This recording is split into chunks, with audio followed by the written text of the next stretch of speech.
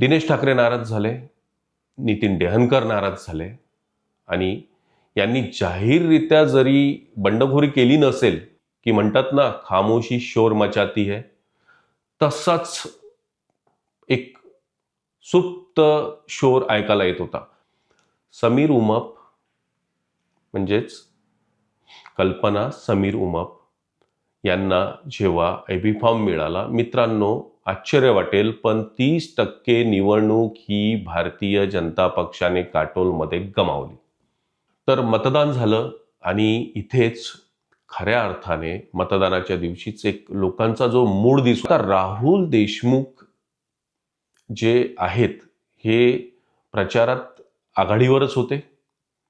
एकतर उत्कृष्ट वक्ते आहेत, दुसरं मुद्देसूद मांडतात, तिसरं त्यांचं थोडं जे बोलण्याची स्टाईल आहे ती लोकांना आवडते, लोक गर्दी करतात. आमदार चरणसिंग ठाकूर यांच्या परिवारातला कोणी सदस्य असता तर निवडणूक ही तुल्यबळ झाली असती निश्चितच. मला हेच कळत नाही भारतीय जनता पक्षाने फार राहुल देशमुख यांना हलक्यात घेतलं की काय.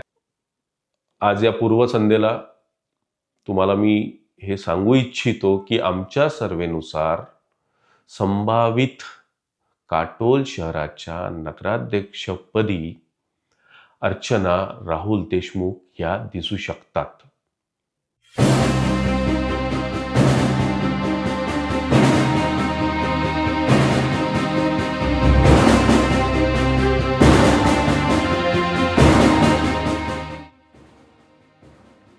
नमस्कार, स्पीड न्यूजच्या सगळ्या दर्शकांचं मी कुलदीप मुंदे स्वागत करतो. मित्रांनो, काटोल नगर परिषद निवडणूक 2025-26 निवडणुकीचं मतदान झालं, परंतु सगळ्या काटोलकरी जनतेला तब्बल 20 दिवस वाट पाहावी लागली ती निकालाची. काटोल शहराचा नगराध्यक्ष कोण होणार सगळ्यांना उत्सुकता आहे जाणून घेण्याची, आणि म्हणूनच आज निकालाच्या पूर्वसंध्येला मी आपल्यासमोर स्पीड न्यूजने काटोल संदर्भात केलेला सर्वे घेऊन येतोय.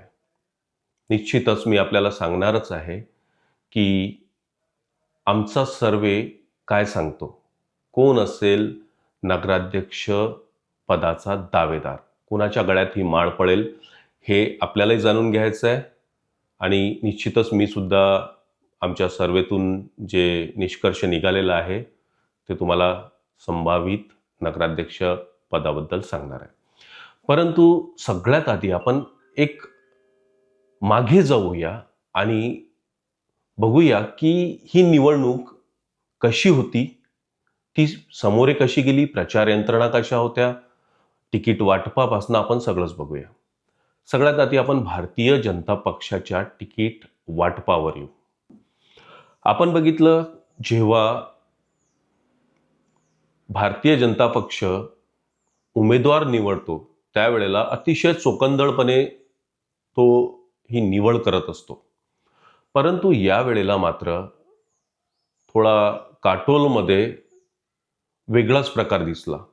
एक तर वेळ मिळालेला नाही, तब्बल 2-3 वर्ष लेट झालेल्या निवडणुका परत उच्च न्यायालयाच्या कचाट्यात सापडल्या आणि निवडणूक होती की नाही असा एक सगळं वातावरण तयार झालं. प्रचार थांबले आणि भारतीय जनता पक्षाने काटोलमध्ये एबी फॉर्म द्यायचा कुणाला याच्यासाठी 4 नावं जवळपास तयार होते.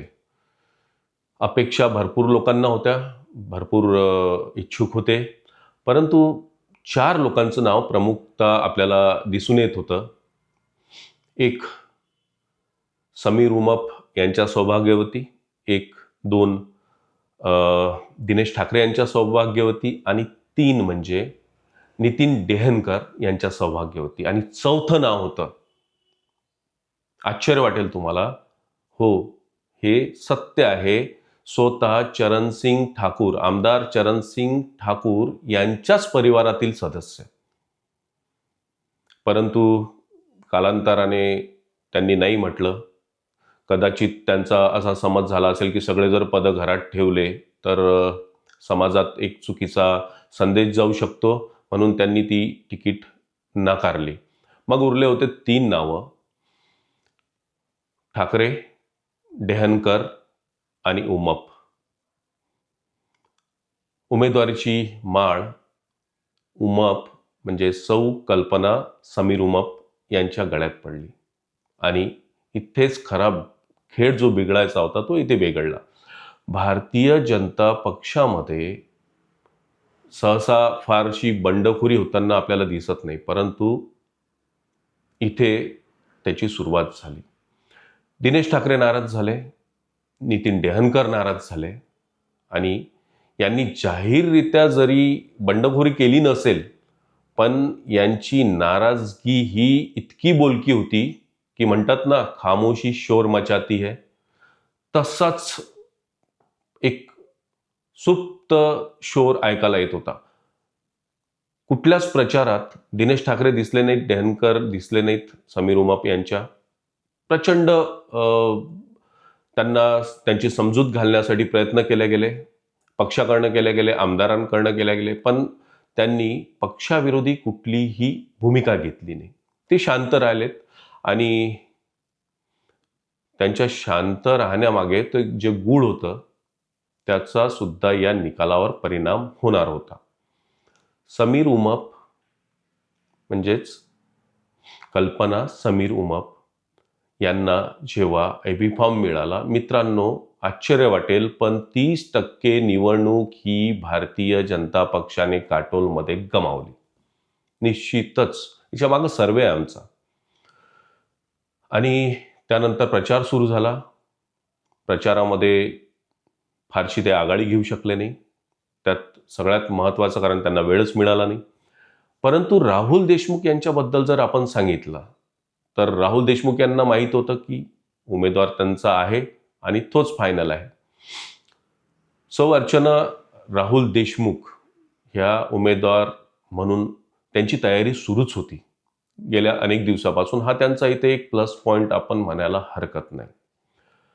निवडणुका जशा जशा जवळ आल्या, मतदानाची तारीख उजळली, मतदान झालं आणि यावेळेला एक वेगळं वातावरण पाहायला मिळालं. आमची जी टीम होती ती सतत लक्ष ठेवून होती सगळ्या मतदान प्रक्रियेवर. तर मतदान झालं आणि इथेच खऱ्या अर्थाने मतदानाच्या दिवशीच एक लोकांचा जो मूड दिसून आला तो सौ अर्चना राहुल देशमुख यांच्याकडे दिसून आला. एक चर्चा असते, कोणी तिथे जाऊन त्या ईव्हीएम मशीनमध्ये पाहत नाही की कोणी कोणाला मतदान केलं, परंतु एक चर्चा असते, एक वातावरण असते. ते मीडियाकर्मी जे असतात त्यांच्या लक्षात यायला सुरुवात होते. एक सुरू म्हटलेला होता. आता राहुल देशमुख जे आहेत हे प्रचारात आघाडीवरच होते. एकतर उत्कृष्ट वक्ते आहेत, दुसरं मुद्देसूद मांडतात, तिसरं त्यांचं थोडं जे बोलण्याची स्टाईल आहे ती लोकांना आवडते, लोक गर्दी करतात. आणि मला हेच कळत नाही भारतीय जनता पक्षाने फार राहुल देशमुख यांना हलक्यात घेतलं की काय, अशी एक भावना तयार होते. राहुल देशमुख यांना तुल्यबळ उमेदवार देणं आवश्यक होतं. आणि मित्रांनो, आमदार चरणसिंग ठाकूर यांच्या परिवारातला कोणी सदस्य असता तर निवडणूक ही तुल्यबळ झाली असती निश्चितच. परंतु यावेळेला समीर उमप यांचं सुद्धा निश्चितच राजकारणात एक प्रस्थ आहे, परंतु तुलनेने सध्या राहुल देशमुख हे सरस ठरले.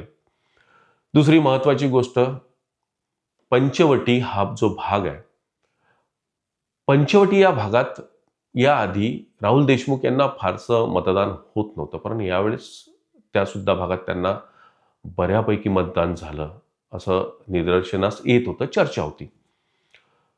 अनिल देशमुख, राज्याचे माजी गृहमंत्री अनिल देशमुख यावेळेस त्यांच्यासोबत होते. आपण जर बघितलं 2017च्या निवडणुकीमध्ये सौ वैशाली ठाकूर आणि सौ अर्चना देशमुख यांच्यामध्ये तुल्यबळ लढत झाली होती आणि वैशाली ठाकूर ह्या विजयी ठरल्यात, परंतु फारसा मतांचा फरक नव्हता. यावेळेला राष्ट्रवादीचे सुद्धा मतं राहुल देशमुख यांच्या बाजूने होते. म्हणजे इथेच खरं तुम्हाला कळायला फार यात आतमध्ये खोलावर शिरण्याची आवश्यकता नाही आहे की निवडणूक कोणाच्या बाजूनी झुकली असेल. समीर उमप यांच्यावर भ्रष्टाचाराचे आरोप झालेत. सौ कल्पना समीर उमप यांच्यावर आरोग्य संदर्भातले आरोप झालेत. त्यामुळे एक चर्चा तर तयार होत होती आणि याचा फायदा निश्चितपणे राहुल देशमुख म्हणजेच अर्चना राहुल देशमुख यांना होत होता. तर मित्रांनो, आज या पूर्वसंध्येला तुम्हाला मी हे सांगू इच्छितो की आमच्या सर्वेनुसार संभावित काटोल शहराच्या नगराध्यक्षपदी अर्चना राहुल देशमुख या दिसू शकतात. निश्चितच हा निकाल नाही आहे, हा आमचा सर्वे आहे. निकाल हा EVM मशीनमध्ये बंद आहे आणि तो उद्या 10-10:30 वाजेपर्यंत म्हणजे 21 तारखेला फार तर 12 वाजेपर्यंत सगळीकडे माहीत होईल. परंतु आमचं सुद्धा कर्तव्य असते की लोकांची जी एक उत्कंठा म्हणा किंवा लोकांमध्ये जाणून घेण्याची एक लाट पसरलेली आहे. कोण असेल प्रत्येक ठिकाणी चर्चा सुरू आहे. मग ती पानटपरी असेल, चहाचा स्टॉल असेल, चौपाटी असेल, प्रत्येक ठिकाणी हीच चर्चा आहे. म्हणून आमचा सर्वे आम्ही आधीच दाखवणार होतो, परंतु माननीय उच्च न्यायालयाच्या निर्देशानुसार त्यांनी सांगितलं की सगळे महाराष्ट्रातील नगर परिषद नगरपंचायतीचे मतदान झाल्याशिवाय कोणीही सर्वे किंवा पोल दाखवू नये आणि आम्ही त्या सूचनाचं पालन करून आज सगळं मतदान झाल्यावर तुम्हाला हे सर्वे हा तुमच्या समोर ठेवतोय.